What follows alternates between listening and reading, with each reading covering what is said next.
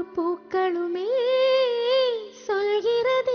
இருங்க இருங்க இருங்க, என்னப்பா இந்த பாட்டோட வரியே தப்பா இருக்கு? தமிழ் இலக்கணத்துல ஒவ்வொரு அப்படின்ற வார்த்தைக்கு பின்னாடி ஒருமை சொற்கள் தான் வரணும். உதாரணம் பார்க்கலாமா? ஒவ்வொரு பக்கத்தையும் பார்த்தேன்னு சொல்லுவோமா? ஒவ்வொரு பக்கங்களையும் பார்த்தேன்னு சொல்லுவோமா? ஒவ்வொரு மனிதனுக்கும் கொடுத்தேன்னு சொல்லுவோமா?